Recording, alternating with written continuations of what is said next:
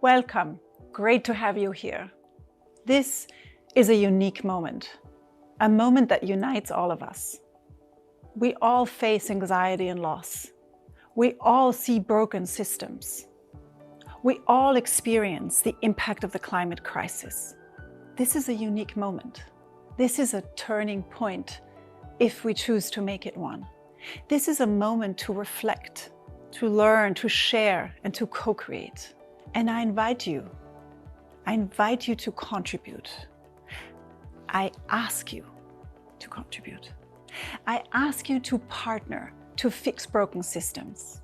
I ask you to join the movement so everyone can step into their change-making power. I ask you to nominate the next generation of changemakers. And I ask you to share your wisdom, your knowledge, your expertise. And I ask you to donate to support changemakers. This is our moment to fix the world. This is our moment to contribute. Today is the day, and you are the one.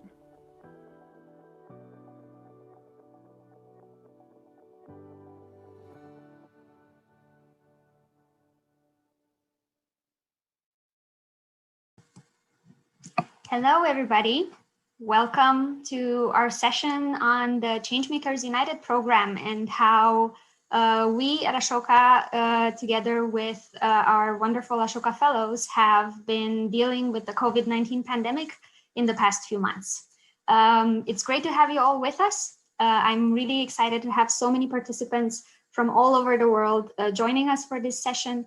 And I'm very, very excited for a wonderful one-hour conversation about how social entrepreneurs have been engaged in dealing with the COVID-19 pandemic and how they have developed various solutions for various communities around the world in order to build, as Marie was saying, a better future for us all. I am Alexandra Iwan. I am leading the Ashoka Learning and Action Center at Ashoka Europe, a knowledge and research unit that we started a few years ago, and I'm one of the members of the Changemakers United program team. I would also like to welcome our wonderful colleagues, speakers, and partners in this call.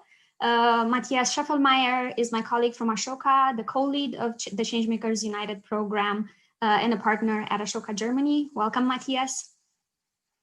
I would also like to welcome our three wonderful Ashoka Fellows. I will start with Naomi Tulay Solanke from part of the Changemakers United program in Africa, an Ashoka Fellow and the Director of Community Healthcare Initiative. Welcome, Naomi. It's great to have you with us. I will also like to welcome Alison Silva, our Ashoka Fellow in the Changemakers United program in Latin America. Welcome, Alison. Alison is leading Emprender Futuro, and she will tell us more about it in the coming minutes. Ole Caso, our Ashoka Fellow from the Changemakers United program in Europe, leading Cycling Without Age. Welcome. It's great to have you with us as well. And I also want to welcome one of our partners in this adventure, Jean-François Pascal, the Vice President of Corporate Sustainability from Beiersdorf. Thank you so much for being with us, and welcome to our session. While we wait for everybody to hopefully log in and find their headphones and maybe a glass of water and set in comfortably in the chair for the next hour, I wanted to ask you, Jean-François, tell us a bit about how you see the role of corporations in dealing with this pandemic, and also what are your motivations or reasons for working with social entrepreneurs in particular during this time? So thank you, Alexandra. This role is absolutely key for us. At Beiersdorf, we are a skincare specialist since 1882. We build trust with our consumer with leading skincare brands, and everybody knows the brands, Nivea, Eucerin, Labello. But we see our role beyond the consumer. We have a responsibility towards society. It's our obligation for us as a global company. Our corporate purpose is care beyond skin, and it expresses our commitment to act beyond our core business and to maximize our contribution to our society and to our planet. And this is, of course, more true during COVID times, during pandemic times. So in March 2020, we launched the largest global aid program in the history of our company. It is our belief that in crisis times, we need to support the most vulnerable people in the value chain. And I think it's naturally that we partnership with you.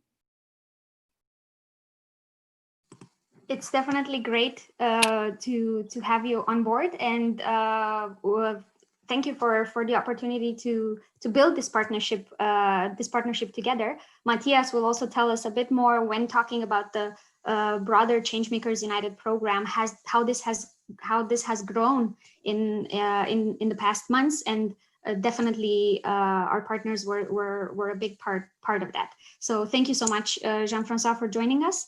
And also for telling us a bit about your vision and your perspective on this. We want this session to be an interactive session. We want all of you that are participating and joining us right now to interact as much as possible with us. And that is why we invite you to post in the chat your questions, your comments, your ideas based on what you hear in the conversation. My colleague Matthias will be the chat master, and he will be available for any sort of questions you have, and also let us know what inputs you have. As I was saying before, we will spend the next hour or so looking at what we at Ashoka found out a few months ago about social entrepreneurs and their experience in this difficult, challenging time throughout the pandemic, and then how the Changemakers United program came to be. But we will spend most of our time listening to concrete experiences of our Ashoka fellows, to their experiences, to their challenges, but then also to their needs from now on. We are interested in seeing how we all collectively can contribute from now on as well to addressing the challenges that we're facing nowadays. So I encourage all of you to be a part of this conversation. And to get us started, I would like you all to spend a few moments thinking about the one word that describes the past 8 months for you and your organization. And I invite you to type this one word in the chat. And Matthias will be kind enough, as soon as your words start coming up, to let us know what is it that we hear, that we see, that we all maybe collectively and individually at the same time experience.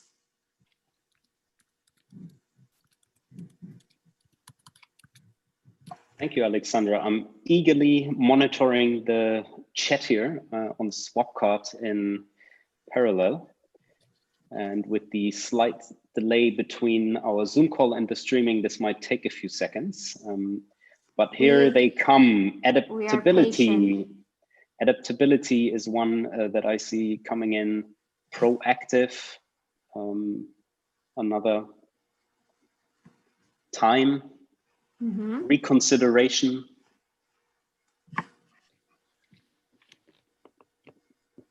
I would actually contribute myself, pain and opportunity. Two sides of the crisis. Busy, resilient, confusion, developing, patience, challenging, white sheet. So yeah, it goes in all directions. I think this really shows that for many, the crisis has two faces. It's both a challenge and an opportunity to take stock, to reorientate, responsiveness, innovation, abundance. Yes, connected. It is definitely a wide spectrum. And this is a spectrum that we've also experienced. But this is also a spectrum that the social entrepreneurs we've been talking to in the past few months have described. And the question that we ask you today is also the questions that we asked, or one of the questions that we asked the social entrepreneurs in the Ashoka network around 8 months ago, 6 to 8 months ago. We were interested to see what the situation looks like on the ground for our Ashoka fellows. What do they feel and what do they see as being challenging for their organizations? And that's why and for their communities, of course. And that's why we ran a global fellow survey where we asked a variety of things. And I'm going to give you here just a quick glimpse into some things that we've heard at that point. Ashoka fellows from all over the world were worried in April, May of 2020, when this survey was conducted, that the pandemic will negatively affect their ability to achieve the social impact that they're aiming, right? They were, however, seeing the opportunity, or they were expecting to achieve more impact in a period from between 6 to 12 months. So even if the pandemic hit hard in the beginning, they were aware of the need and of the possibilities to adjust their work and their perspectives on their communities, and to reevaluate, right, the way in which they can achieve even higher impact than before the pandemic. It's more or less the same picture when it comes to finances. Fellows were very worried about funding shortfalls, and you can see to different degrees. And in other parts of the survey, they were expecting also new sources of revenue as they managed to deal with the consequences of the pandemic, and also to maybe innovate or think about alternatives, solutions or services that they can provide in their communities. And this is exactly what we have seen. Yes, it was challenging on an impact level. Yes, it was challenging on a financial level.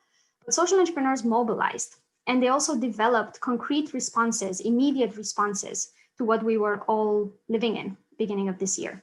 And here you see just two quick overviews. I won't go into detail. I invite you to go on the Changemakers United website and dig a bit deeper into these results. But we saw fellows doing a variety of things, from working directly on healthcare responses, to protecting the most vulnerable communities, to developing alternative educational models, to developing alternative economic possibilities and opportunities for their communities, and even some fellows that were thinking more long-term about the long-term economic and social and even political outcomes of this pandemic.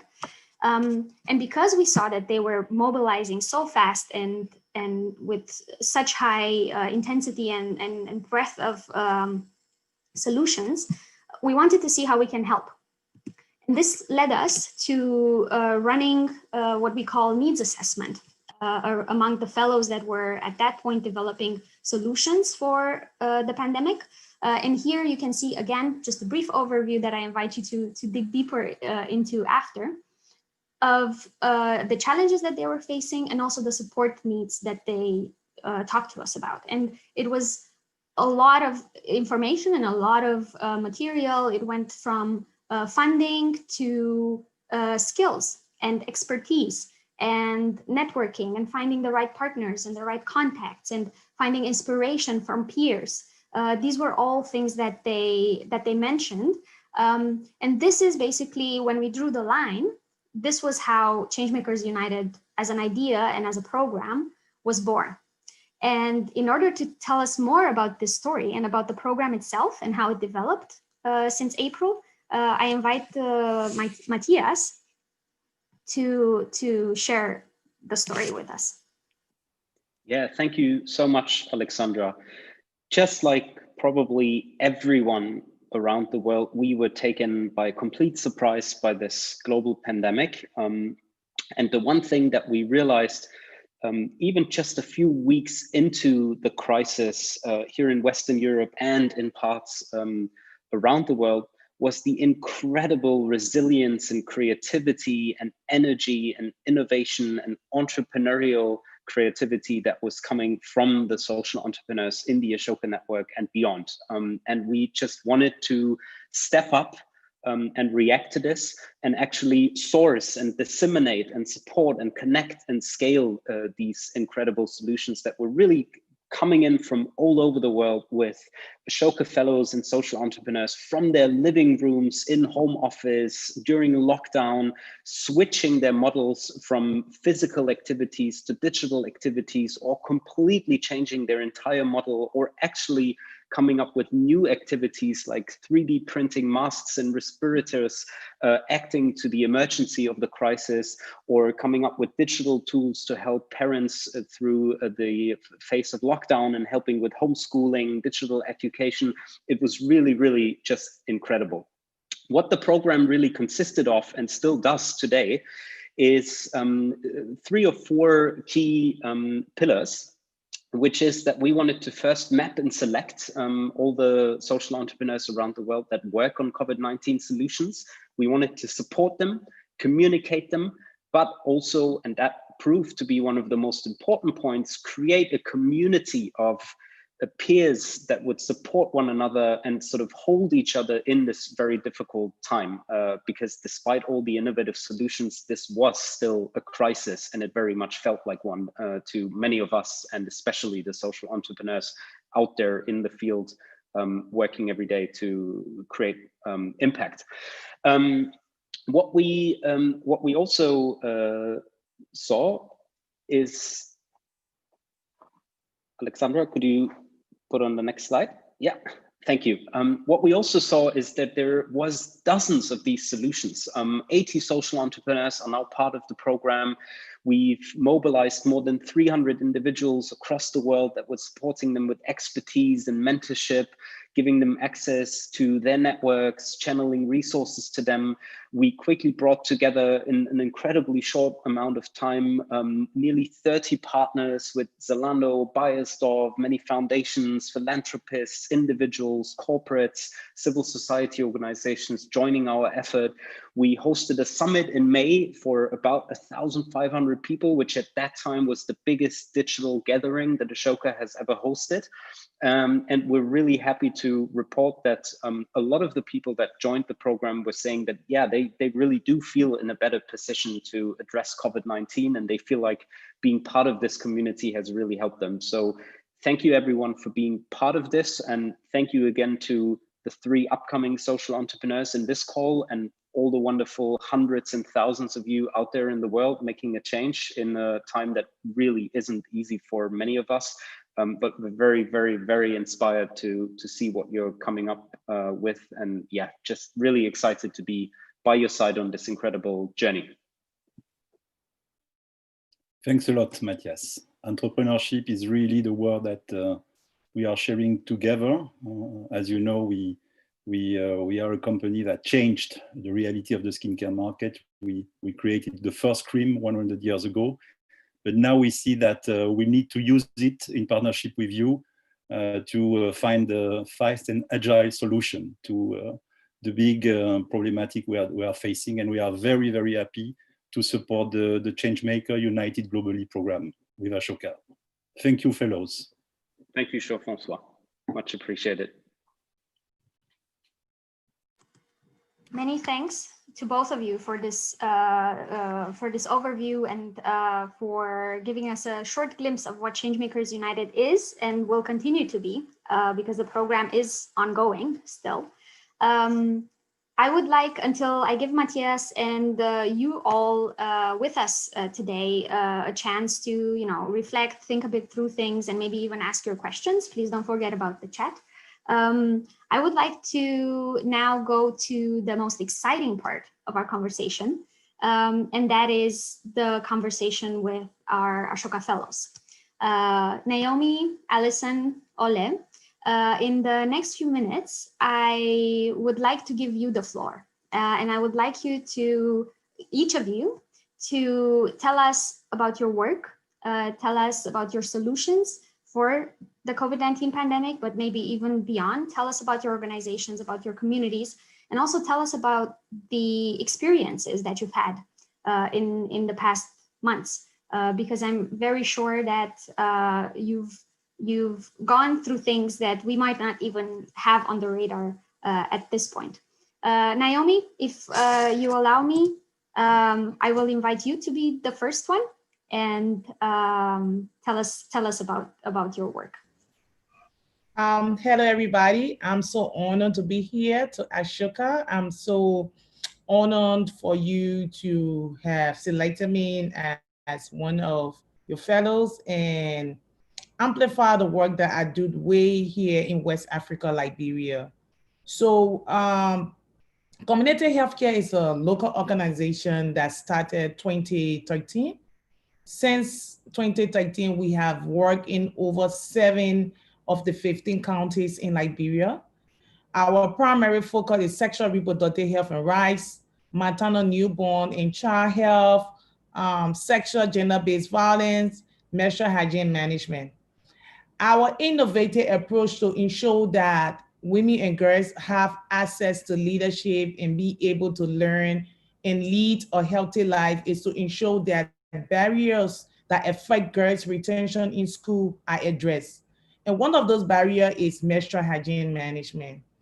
Thousands of girls in Liberia and even in West Africa are disempowered by this simple biological factor new administration.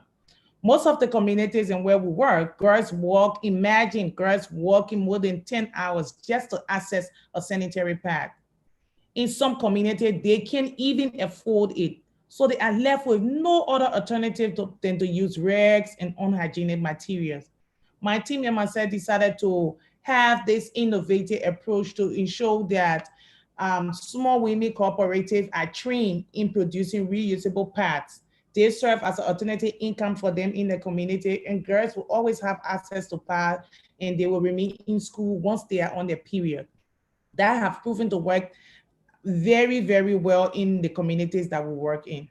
However, being hit with COVID-19, where we see there's an increase with inmate partner violence, we see it on teenage pregnancy in all of the communities. COVID virus exacerbated these existing issue within our community.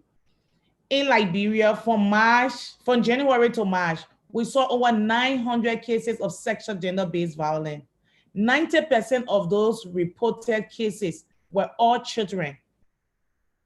We thought it wise that it was important that we raise concern to national government so they can ensure all its citizens are safe and girls and young women are also safe.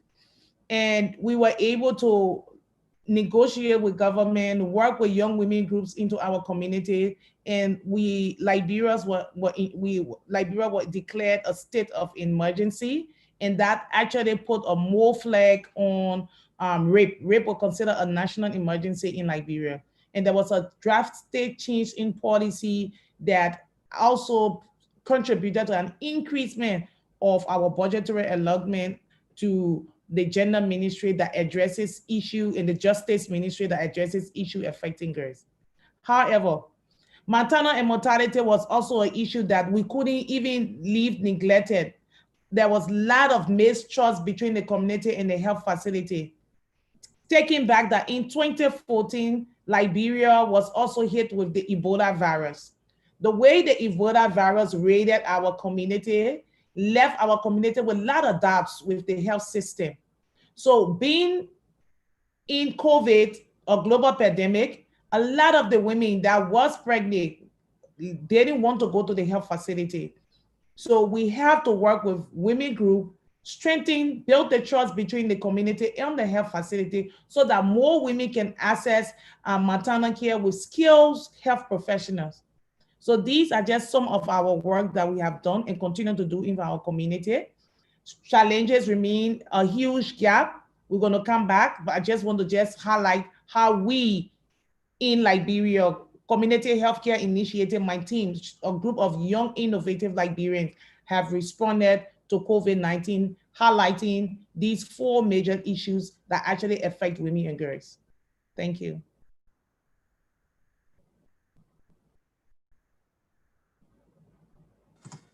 Thank you so much, Naomi. It's really impressive what you managed to build before the pandemic, and how you managed to basically adapt and adjust to the even more challenging context at this time, at this point. We will definitely come back and hear more about your work and your experience.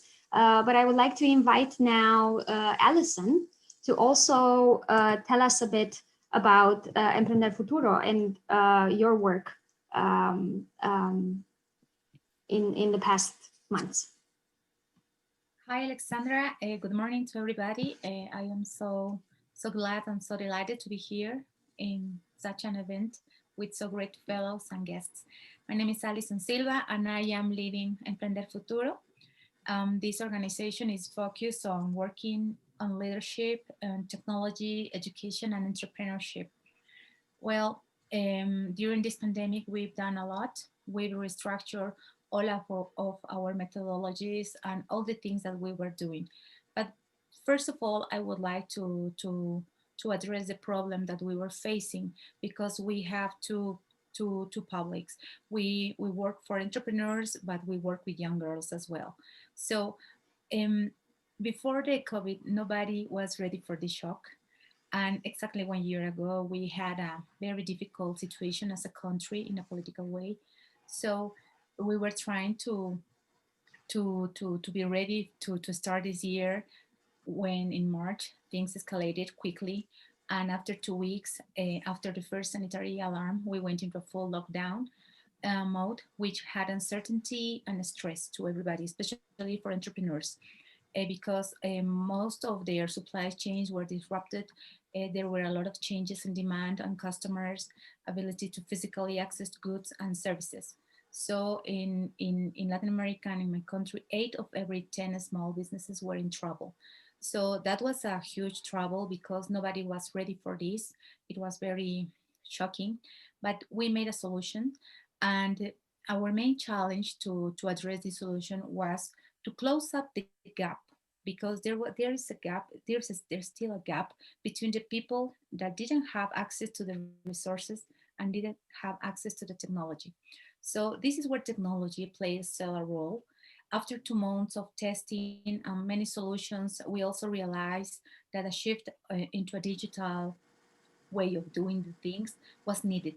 But it was needed as well a shift on a mindset, because we need to balance the technological area with the soft skills area in the entrepreneurship and in the young girls. So supporting entrepreneurs and young women, and for now, is more vital than ever. Our solutions were oriented to understand the entrepreneurs' new needs, because there were new needs on this, there are new concerns and new ways of learning, especially, and new ways of understanding how to use the technology. Because it's easy to say technology is here, but the challenge is now, how can I use it? Now, how can I get the best of it to build new solutions, to build new opportunities, to do many things, and to increase your revenues and all of these things. It was necessary to revisiting the business models, not just us, but of all of our entrepreneurs, and identifying new revenues and new opportunities. And it was important as well, and this is what we've done, to given the necessary resources. Technology becomes a catalyst on this part of our work, but it was necessary to give them the necessary resources to rebuild their businesses with new skills. And that's what we've done through many different methodologies. We've started a digital platform, and now that we are after 8 months of doing this, we have many learnings, many learned lessons, and I would like to share 3 of them. The first, to be resilient, is a very powerful tool to overcome this situation, because every small business has a person, and this person has to develop this ability. The second one is that the technology is a great catalyst, but we need to understand the real needs of our beneficiaries. It's not just the technology as a whole, but it's what they really need on how to use the technology in a better way. The third is a mindset shift that is vital in this process, because you need to understand that the situation will change a lot during the next months. And so you have to create a different mindset to face these new problems, these new situations, these new scenarios. And the third is very important. Don't be afraid to ask for help, because collaboration was very important here. You can't tackle all the problems alone. You need to collaborate with other organizations. If you're an entrepreneur, you need to collaborate with other entrepreneurs. And during this pandemic, it was very important to understand this important point of view, because you need to understand that we all together can achieve better results. So I think that's the thing that I would like to share with you. Many thanks, Alison. This was already a very reflective input and very, very clear. And I already see a lot of connections with Naomi's work, but also a lot of complementarities, right? And that is one of the beauty of the most beautiful things, actually, that we've seen in Changemakers United, this diversity of solutions and of activities and the complementarity between them. And I'm really looking forward to coming back to this in the conversation, or digging deeper into this. But now I would like to also invite Ole to tell us a bit more about cycling without age and your experience. Well, thank you, Alexandra, and I'm delighted to be here with you this afternoon. Well, let me start by asking you all a question. Have you ever sat on a bicycle with your mother or your father or a boyfriend or a daughter or a friend or a dog? So just take a few seconds to reflect on, that kind of experience if you've ever had it. Well, that feeling is like nothing else in this world. It's like a magic bubble that you share with someone special, and you create this special bond. It's love and it's affection, and it's a sense of going on an adventure together with someone that you truly trust. And that kind of experience, of course, I didn't come up with this. It's age old. But I did come up with a movement that allows for people, regardless of their physical abilities, to rediscover the magic moments of riding a bike with others. So at Cycling Without Age, we address the social isolation of older adults. And we do that by inviting them out on these cycle rides, on these special three-wheel trishaws. And it's a social innovation that builds on relationships and physical proximity of the participants. And I'm going to get back to how that obviously presents a problem during the Corona pandemic. And it's usually one volunteer and two elders. And we've now completed several impact studies around the world. And it's now well documented that what we create here is a feeling of unity, which releases oxytocin. It gives you a sense of mutual trust and respect. And it actually, even in some cases, has euphoric effects, almost like when you sing in a choir. And of course, when the Corona pandemic hit, we were impacted very significantly. We're catering mostly for older adults, and now everybody knows what it is that we should cherish around elderly people. The whole world was afraid that we would lose them all because of the pandemic. And that's when I found out that the trishaw rides were actually a solution to COVID. During the rides, we're now physically distanced and we're enjoying the company of others at the same time. And of course, we didn't plan for the pandemic, but here we are, and we're part of the solution. The special circumstances also made us focus and become perhaps even more crystal clear why we are here. What is the reason why we exist? I guess we all know in some shape or form the quote by Fred Rogers, who quoted his mother when he was a little child. And it goes something like, when I was a boy and I would see scary things on the news, my mother would say to me, look for the helpers. You'll always find people who are helping. And I'm so proud to say that our global movement of nearly 33,000 volunteers, they really stood up and helped out when they saw a need.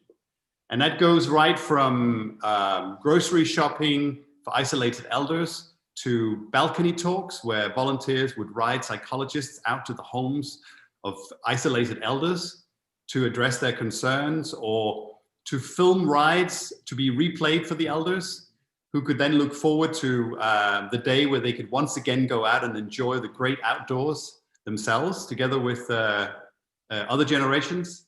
And in fact, I actually received a request this afternoon from a care home manager who said, would you like to make a short video of all the Christmas decorations in the next few days so that I can show it to the residents? They will really appreciate that.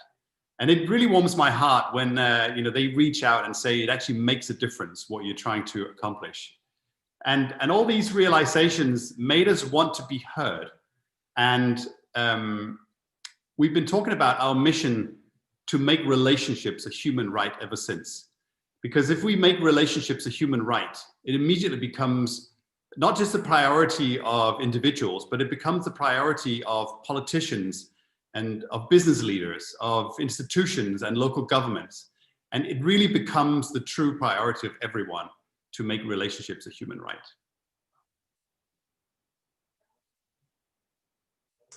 Thank you very much, Ole. This is very inspiring, and we're talking about a lot of human rights here today and also in the summit overall. So I'm definitely looking forward to discussing more about this.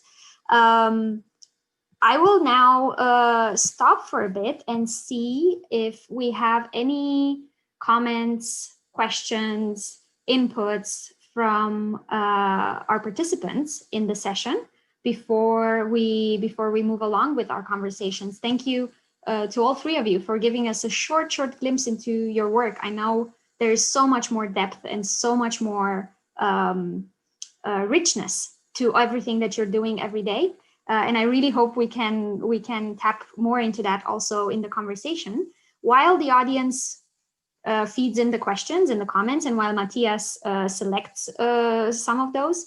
I also invite you, the three of you, to think from what you've heard so far, right? Think about what was different in your experience, or where do you see you can build on top of each other?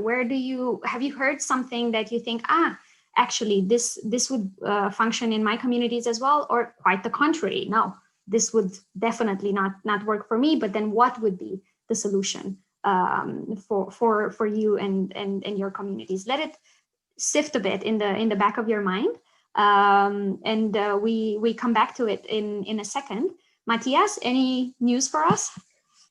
Yeah, so one question in the chat box was around the adaptation to the new reality. You know, you, Ole, Alison, Naomi, what is sort of the one most important, most critical change that happened in your life? And this can be negative and positive. And the person asking the question made the example of, you know, I actually get to spend more time with my family and enjoy nature a bit more. And for me, that's something positive. Can you pick something? And again, it can be on the spectrum of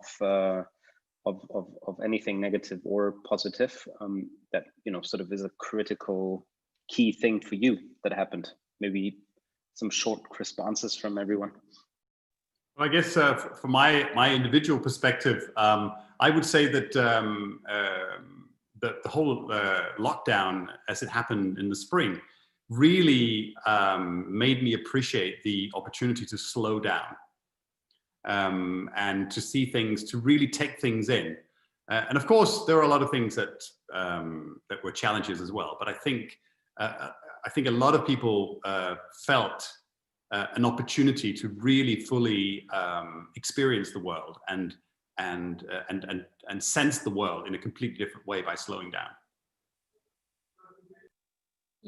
If I may, in my personal opinion, thank you, Ole, because I feel very represented with your point of view, because something similar happened to me. It was a great moment to see yourself and to I don't know, to see all the things that are around you in a different way. So you had the opportunity to appreciate what really matters in your life. in your family, in your friends. You really appreciate all the things that you set for granted, but now you didn't have them. So it was a moment in which you can analyze and you can rediscover this for you, and you can share these thoughts with the people you love. Thanks.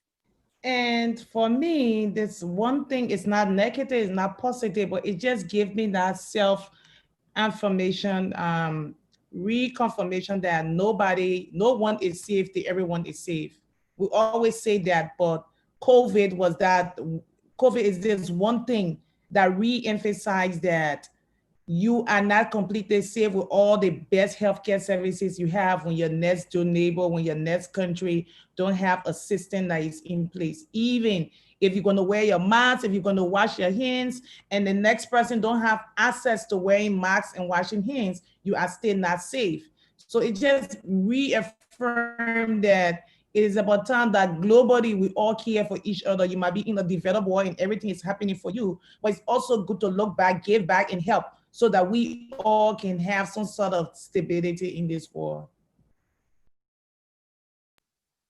Thank you very much. Jean-Francois, any inputs from your side on this?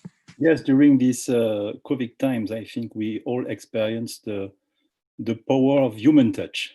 I was really touched also with what Ole said. And yes, I mean, we need to be resilient, and we are missing it, and hopefully it will come back, and each of you are building on it for the future. Thank you. While I was listening to the stories of your work, right? There are, as I said, there are so many connection points and also so many complementarities between them, right? We're all dealing in one way or another with the tech challenges and with this like explosion of tech in our life, basically.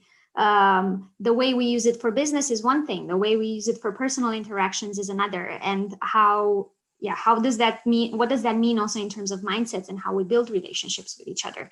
What does that mean for community inclusion? What does that mean for avoiding isolation?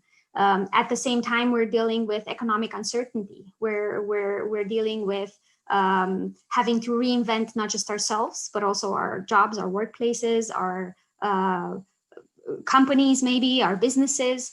And on a healthcare level, the most immediate one, right? It's even harder sometimes to, as we heard before, maybe to ask for help, or maybe to have the courage to ask for the healthcare that you need. And if it was harder, if it was hard before, it's even harder now, or there are even more hurdles now, not to mention the effect of this pandemic on groups that were already disadvantaged before, starting with women and young girls. We've heard a lot of stories, and we also have Ashoka Fellows in the network working on domestic violence. That's also and we've heard from Naomi on this as well, right? It's a phenomenon that is even more visible throughout this time. There's a lot of complexity, there's a lot of richness, and it feels like everything depends, we all depend on each other, but also the solutions for all these issues depend on each other. How do you see us all collectively, civil society, social entrepreneurs, companies, governments, individual citizens, how do you see us all moving together from now on? What would it take for us to build these better collaborations, or to create these synergies in a better way? And here I'm thinking of Changemakers United as an example, but I'm pretty sure all of you are involved in so many other programs, initiatives, networks. Share a bit of that wisdom with us. I can go? Please, Naomi. Okay, so listening to you speaking, and one thing that crossed my mind looking at this diverse panel of strong men and women that are actually change maker within their own community, leading the change along with their team. The only way we can move forward, what COVID has actually taught all of us, that we need a multi-sector approach, a multi-sectoral approach in the way that we need government, we need social entrepreneur, we need civil society, we need private businesses. It's a collective effort right now. We need to bring all our resources together, because once there is COVID, the social entrepreneur cannot work, government cannot function, the health system cannot work, the commerce, the finance cannot work. If we have the multi-sectoral approach to the way we respond to COVID, and going forward, we use that as a unifier to build our community back, to build our institutional back. We will learn to value each other agency. We learn to recognize everybody leadership and decision be considered. And the issue of right-based approach to the work we do will be centered. And we will ensure that no one is left behind and no one is safe till everyone is safe. If I can follow, I think that there is a positive side effect of this situation, of the pandemic situation, is that it shrinked the time. Probably before, I don't know, 2 years ago, to build such a collaborative program at Ashoka or between Bayersdorf and Ashoka, it would have taken probably a full year, a year and a half to build it. And now we see that the problems are so big that we need to act. We need to be agile, and we need to develop solutions in weeks, in days, and sometimes at the company level in hours. And this is possible. We discovered that this is possible. And probably once again, 2 years ago, we would have need 2 years, 1 year and a half to build such a stronger relationship with you. And now in a few weeks, we managed to participate, to actively participate to several programs in your project. So I think that this is one of the only good side effects of the current situation. But it's very, very precious, and we should learn from this situation and keep this in our heart to duplicate in many, many aspects of our daily life. I totally agree with you, Jean-Francois, because I think what we found is that there's so many people involved in all the different initiatives that we're talking about today. And in the past, you might have wanted, during a pandemic like this, you might have wanted to organize this, orchestrate this on a top-down level. But what we see now is that everybody can take charge. Everybody is a change maker. And everybody can make a difference in just one split second. And it's the combined efforts of everyone that really makes a difference.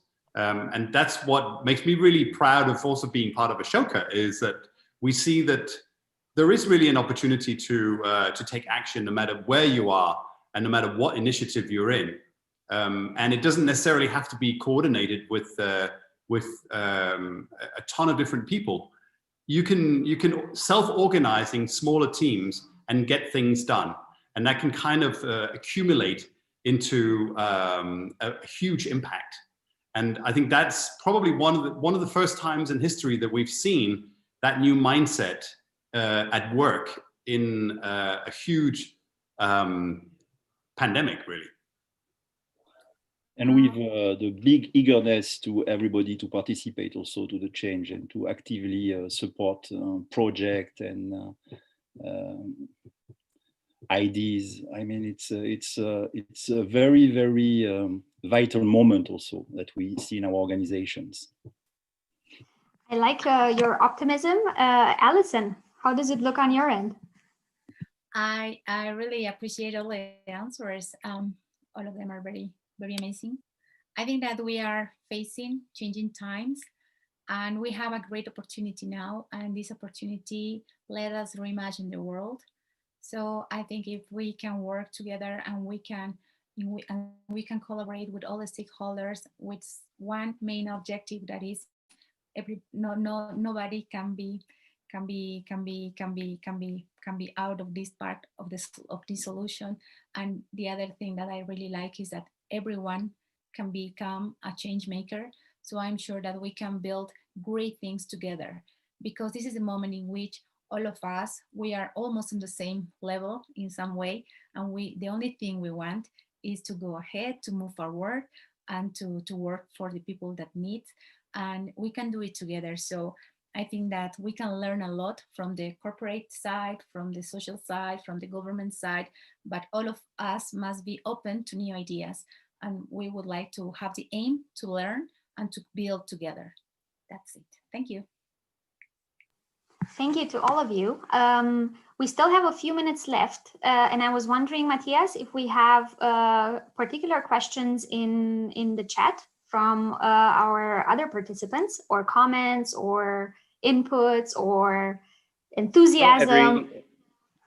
Everyone really happy. No further question. I think you're answering them head on, and yeah, making some great points. I could maybe just bring in another perspective from Ashoka, because funny enough, it's really been the same for us as well when we started gathering and connecting and scaling and supporting social entrepreneurs with solutions to the COVID-19 pandemic. In really no time, this effort was copied in Latin America and in Africa and in Asia. And Ashoka, obviously it is a global network and we do a lot of things on the global level, but to bring activities that emerge in one country or in one region to the global level in such speed has really also been quite unique for us. And what Jean-Francois and Alison and Ole and Naomi, what you all said about the urgency of this, and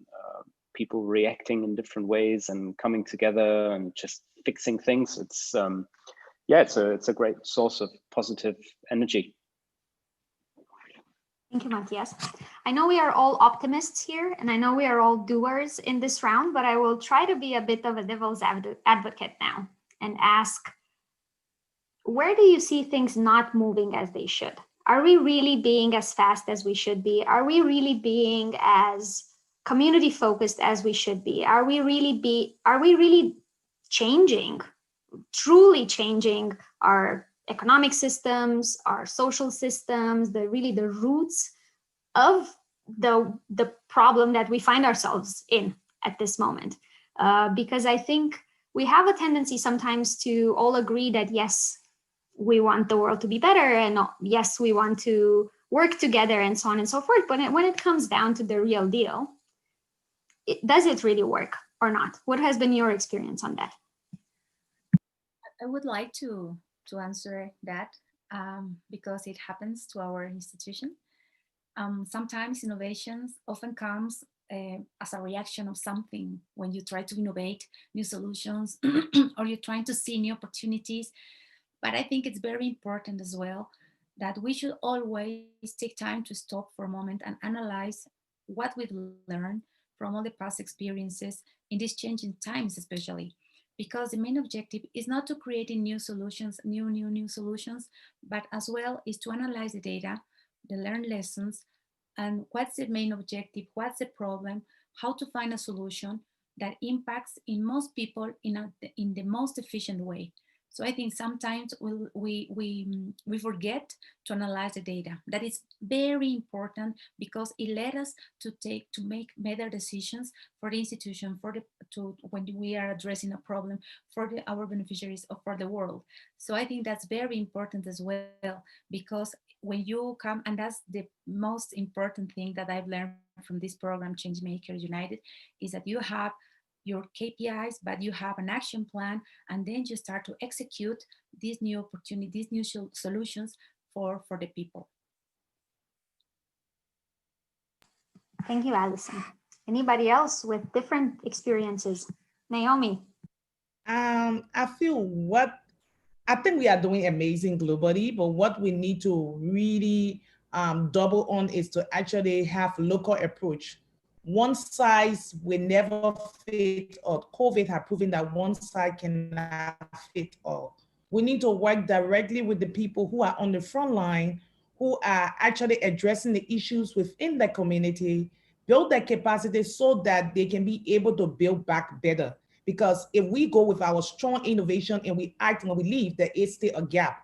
I think what we all need to think about is that more partnership with local actors, more strengthening partnership with people who are at the front line leading the response, who have good innovation to the response, invest in it because it addresses the issue, it addresses the context, they live there, the issues that affect the community affect them. We need to now to think to partnership locally so we all can build back better. Thank you. I have one comment, Alexandra, and that is, of course, all the problems of the world won't go away just because we're focused on compassion and empathy and so on. But we work with the United Nations Sustainable Development Goals, and one is the SDG 10 about reduced inequalities, and especially the one that goes about the social inclusion of all, regardless of ages. And particularly in the field that we work in, ageism is one of the last areas of discrimination still remaining really at large to be addressed. And what I might be a little bit concerned about is that there are a lot of governments and local governments around the world who are maybe even exacerbating the discrimination against elders, because they are one of the most exposed and vulnerable groups in this whole pandemic. And people are making decisions on behalf of elders, socially isolating them and possibly even forcing them to vaccinations later on, without actually really engaging in a dialogue. So I feel that it's important as well that we don't overrule democracy and overrule human rights as we find solutions to this pandemic. Thank you to all of you. Amazing points. I'm trying to look at the time and be mindful of your schedules and our schedules, and also the fact that maybe you want to jump into other sessions. Matthias, did I see you wanting to say something? Yeah, there's a last minute question coming in, and it reads, how can you support someone who feels a little fragile sometimes and feels fear for the future when there's so many problems? And maybe we could end this panel on your reflections on the future and facing so many problems. What can we do? What would you tell someone that is coming to you with that statement? And we could do a last round of sharing, maybe. Maybe I can share one little challenge that I usually use to people who are maybe figuring out how they can solve their own fears and how they can move forward. And actually, it's a little challenge for all of us. And I guess, already today, after you leave this summit, you put on your magic superhero glasses like this, right? Try and do that, all of you now. And then I challenge you to put a smile on the face of one perfect stranger. It's your choice how you want to do it. And if you like, I think you'll like it. You can go on doing it every single day, and you'll see how it changes you and that it changes your world as well and the world around you. Thank you, Ole. I really loved how you made it. I will try it today. And I just have a little suggestion is to be flexible and to have self-compassion, because sometimes we are very rude and very tough with ourselves. And we think that we are not going to, to come up with a solution, or this is very strong for me.